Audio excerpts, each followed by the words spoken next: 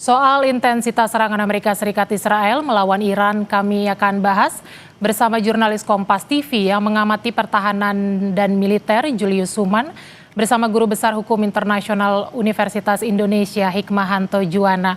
Selamat malam menjelang pagi Bapak-Bapak. Selamat Selamat malam malam ya. dan Pak menjelang Hikmah, pagi. selamat malam Pak Hikmah. Terima kasih sudah bergabung di Breaking News Kompas TV. Saya mau ke Mas Julius terlebih dahulu. Mas Julius, bagaimana pengamatan Anda soal eskalasi serangan kedua belah pihak antara Amerika Serikat, Israel, dan Iran? Baik, Dian. Nah, ada beberapa perkembangan baru dalam hari kedua ini, memasuki hari ketiga. Salah satunya ada potensi eskalasi konflik ya ke tingkat regional gitu. Jadi serangan balasan Iran kemarin itu yang menyasar beberapa negara Teluk sepertinya direspon agak keras, lumayan keras gitu oleh negara-negara Teluk yang ada pangkalan Amerika Serikatnya dan diserang balik oleh Iran. Nah, salah satunya baru ada laporan 2 pesawat tempur Iran Su-24 itu tipenya pembom serang ya, serang pembom, kabarnya ditembak jatuh oleh Angkatan Udara Qatar. Jadi ini bagian salah satu yang sepertinya ini jadi siklus kekerasan yang semakin bereskalasi gitu ya. Kalau tidak direspon lebih adem, bisa jadi bakal makin panas gitu. Itu kabar terbarunya. Nah, kemarin juga kita saya bilang kan ada beberapa perkembangan baru juga yang potensinya menunjukkan akan ada eskalasi gitu ya. Antara lain respon Inggris dan Prancis, karena Prancis misalnya salah satu pangkalan militernya juga kena serangan drone gitu. Terus kemudian Inggris juga yang di Siprus, basis militer yang di Siprus juga menurut klaimnya mendapat serangan misil gitu ya. Walaupun sepertinya tidak sampai menimbulkan korban atau kerusakan berarti. Nah, yang di Bahrain juga hampir nyaris kena. Nah, ini yang dikhawatirkan adalah terjadinya eskalasi konflik ke arah yang lebih panas. Nah, mungkin kedua belah pihak ini perlu membuka jalur komunikasi ya untuk mendinginkan suasana, untuk mengurangi efek kolateral dari perang ini gitu, dan meminimalisir perang konflik sebisa mungkin di area di area militer gitu ya. Jangan sampai menyebar ke enklave sipil gitu. Itu dia. Ya, Mas Julius, berarti Anda melihat bahwa negara-negara yang terkena dampak serangan ini akan mulai bereaksi sehingga eskalasi dikhawatirkan akan semakin meningkat. Ya, kurang lebih demikian ya. Jadi sejak hari kedua itu respon balik Iran, ya Iran memang berhak untuk melakukan balasan karena pemimpinnya dibunuh, terus kemudian negaranya mendapat agresi gitu ya. Walaupun so far melalui serangan udara dan operasi intelijen tentunya yang tidak mudah untuk ditangani di lapangan gitu ya. Namun demikian efek kolateralnya, efek siklus kekerasannya itu melebar gitu ke enklave sipil. Nah, seperti kita tahu kan kemarin ada serangan drone ke beberapa, misalnya hotel ada di Burj Al Arab gitu, terus kemudian di Dubai International Airport gitu ya. Nah, itu efeknya membuat respon pemerintah beberapa negara Teluk ini bereaksi lebih keras. Dari awalnya mengimbau untuk intinya mendorong Iran maupun Israel dan Amerika Serikat ke meja perundingan, kini mereka harus merespon balik. Karena beberapa pernyataan pejabatnya, misalnya di Qatar, gitu ya, meresponnya ya dia bilang gini, kalau diserang ya kami punya hak untuk bela diri juga gitu.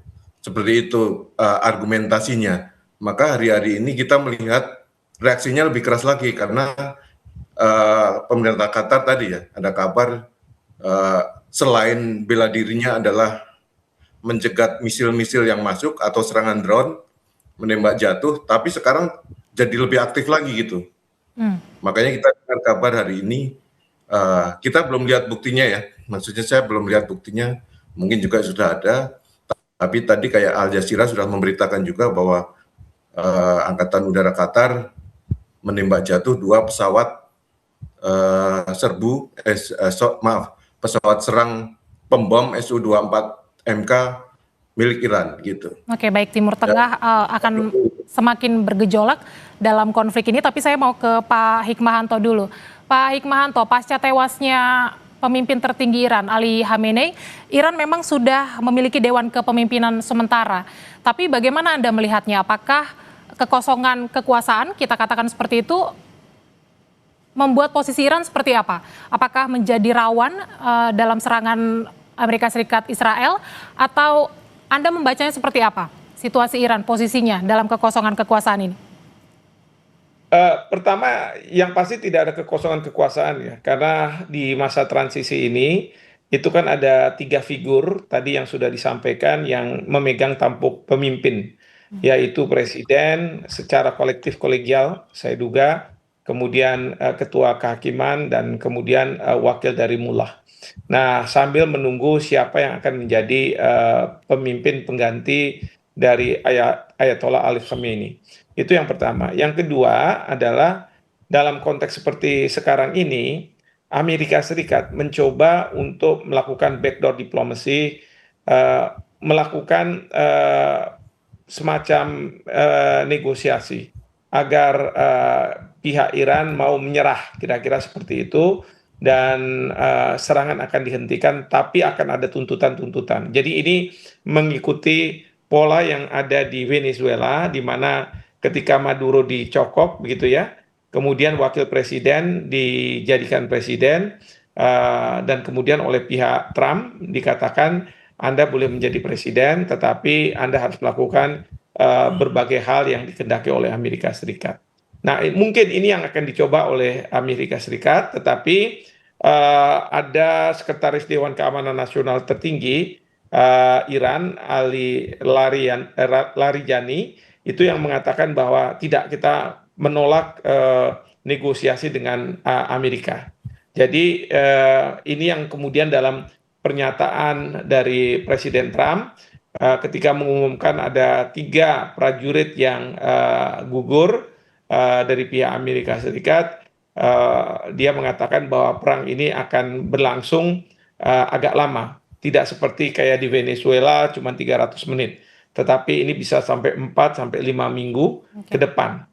Jadi dalam situasi seperti sekarang ini, justru saya melihat bahwa Ali Khamenei ini ketika dia gugur itu dianggap martir oleh rakyat di Iran, walaupun tidak seluruhnya, karena sebagian justru menyambut kehadiran serangan Amerika Serikat dan Israel, karena mereka juga mungkin menghendaki adanya pergantian kepemimpinan, ya. Tetapi sebagian besar itu lebih militan dari sebelumnya, bahkan dari pihak Iran, para pengambil kebijakan, mereka ingin tanda kutip membalas dendam terhadap kematian dari Ali Khamenei ini ke Israel maupun Amerika Serikat, sehingga serangan-serangan ini kita bisa lihat bahwa ini akan lebih masif, akan lebih besar dan lebih banyak dari pihak Iran.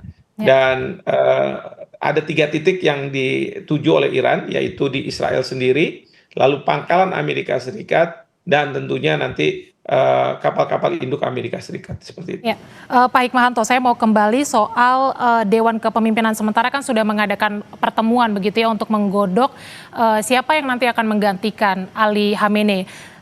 Anda melihat apakah dalam proses penggodokan penggantian pemimpin ini Donald Trump memang punya power untuk bisa mengintervensi? Ya, sebenarnya Donald Trump tidak akan mengintervensi prosesnya, tetapi dia ingin melakukan negosiasi agar pemimpin baru seperti juga Wapres di Venezuela untuk tidak melakukan perlawanan. Sehingga kalau tidak melakukan perlawanan, dia akan mengatakan Anda boleh menjadi pemimpinnya, tetapi ikuti apa yang saya mau. Apa yang dimaui oleh Amerika Serikat adalah berkaitan dengan masalah senjata nuklir. Mungkin juga Amerika Serikat menghendaki agar pemerintahan di Iran tidak membiayai lagi proksi-proksi mereka yang menyerang Israel, Hamas, Hezbollah, dan Houthi begitu. Dan kemudian kalau bisa ya membuka hubungan baik dengan Amerika Serikat dan kemudian juga Israel karena Israel menghendaki seperti itu.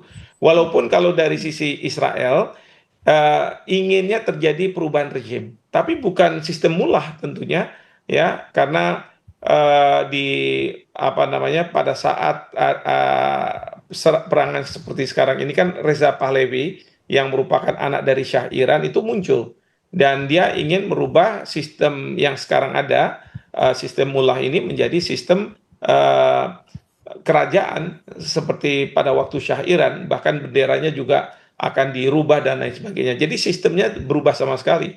Dan Reza Pahlavi sudah menjanjikan bahwa 3 hal kalau dia menjadi presiden atau pemimpin tertinggi di Iran, ya 3 hal. Pertama adalah dia akan melakukan hubungan yang lebih baik dengan Amerika Serikat dan Israel, mungkin juga membuka kembali hubungan diplomatik. Yang kedua, dia akan menghentikan pengayaan uranium dan pengembangan senjata nuklir. Dan terakhir, yang dia janjikan adalah dia tidak akan lagi membiayai dan apa namanya memberikan logistik pada proksi-proksi yang selama ini didukung oleh Iran melawan Israel. Tadi Hezbollah, Houthi, dan Hamas. Seperti itu. Oke, tapi selain itu ada juga sejumlah nama yang mencuat, Pak Hikmahanto. Kita tahu diantaranya ada anak Khamenei, kemudian juga ada cucu pendiri Republik Islam Iran ya, Hasan Khomeini, dan juga sejumlah ulama-ulama besar begitu, ada sejumlah kandidat.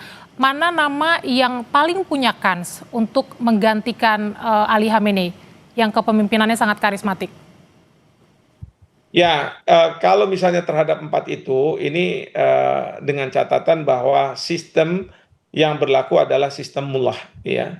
Jadi bukan sistem yang dikendaki oleh Israel, yaitu menggantikan dengan sistem kerajaan dan mengembalikan Reza Pahlavi di dalam singgasana kekuasaan di Iran. Nah, dari 4 itu saya sendiri tidak punya akses, ya. Mana yang lebih banyak punya kans, gitu ya. Tapi dalam berita-berita yang saya pantau, ini yang perlu kita ketahui apakah hoax atau tidak ya. Kemarin itu dari putra Ali Khamenei yang potensial menjadi pemimpin gitu ya, menggantikan ayahnya, ternyata dinyatakan tewas gitu ya. Saya tidak tahu apakah informasi ini benar atau tidak. Karena pada saat sekarang ini banyak berseliweran berita yang kadang-kadang kita harus verifikasi karena banyak juga yang hoax ya. Salah satunya adalah katanya kapal Abraham Lincoln itu sudah terkena misil gitu ya, terkena rudal. Tetapi hal ini dibantah oleh Command Center Amerika Serikat. Jadi saya tidak tahu persisnya seperti apa. Apakah beliaunya masih ada, tapi kalau misalnya beliaunya masih ada pun saya tidak bisa memberikan komentar siapa di antara 4 itu yang memiliki potensi yang sangat besar. Demikian. Oke, saya akan ke Mas Julius dulu soal pola serangan yang dilakukan Iran. Mas Julius, Anda melihatnya dari mulai serangan hari pertama itu apakah ada perubahan pola yang dilakukan oleh Iran? Lebih agresif atau sistem bertahan? Seperti apa Anda melihatnya? Ada gradasi. Jadi mulai ada beberapa penggunaan balistik jarak jauhnya. Jadi mulai dikeluarkan gitu ya. Dan kemudian yang disasar makin intensif. Kalau lihat dari hari pertama ke kedua itu jumlahnya makin banyak ya. Walaupun belum semasif yang waktu Juni tahun 2025. Ketika Iran menyerang balik ketika diserang pada Juni 2025 dari intensitasnya ya. Tapi dibanding hari pertama kemarin dan hari kedua lebih banyak Cuma ini kan terbagi ke banyak sektor ya, tidak cuma yang diserang Israel, tidak cuma yang diserang, tapi juga beberapa pangkalan yang tersebar di Teluk, di beberapa negara Teluk. Jadi tidak terlalu, jadi mungkin secara manajemen pengaturan untuk titik penyerangan itu harus diatur sedemikian rupa supaya tetap mengancam, tapi juga efektif gitu ya dalam segi targetnya, tapi terbelah gitu, tersebar ke beberapa titik. Terus kemudian baik itu misil jarak pendeknya, menengah maupun yang jauh gitu ya. Nah, terus kemudian penggunaan drone ini sebetulnya cukup efektif dalam hal begini.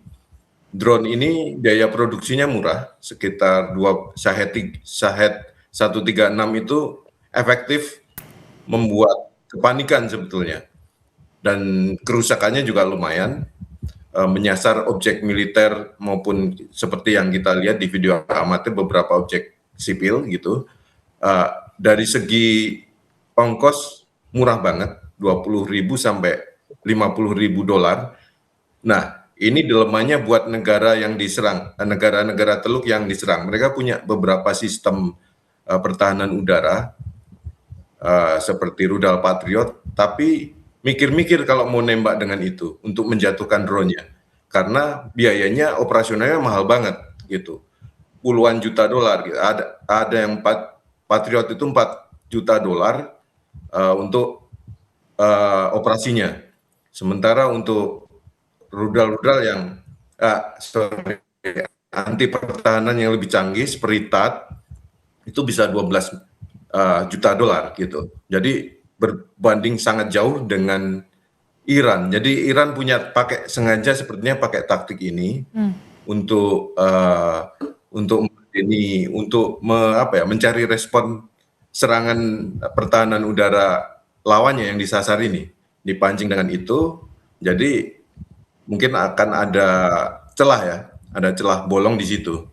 Satu, dilemahnya buat yang diserang itu mikir-mikir karena ongkosnya terlalu besar untuk meladeni drone gitu, untuk menjatuhkan drone. Nah, nanti Iran unggul di situ taktisnya, menyerang dengan menggunakan alutsista yang berbiaya rendah. Nah, tapi ini kombinasi juga. Nanti diserang drone, kemudian setelah drone-nya duluan, nanti balistik atau rudal lainnya dipakai juga gitu. Jadi akan cukup menggentarkan ya. Oke. Nah, ini yang dialami beberapa negara Teluk itu ketika diserang dengan drone, sepertinya ada yang dilolosin gitu aja gitu. Karena mungkin kalau pertimbangannya jatuhnya di daerah yang kira-kira bakal tidak menimbulkan banyak korban jiwa, bisa jadi ya akan diloloskan gitu saja. Tapi kalau kira-kira bakal mengenai area yang misalnya yang padat, ya ada warganya atau padat penduduknya, akan di-intercept gitu ya. Kurang lebih seperti itu. Oke.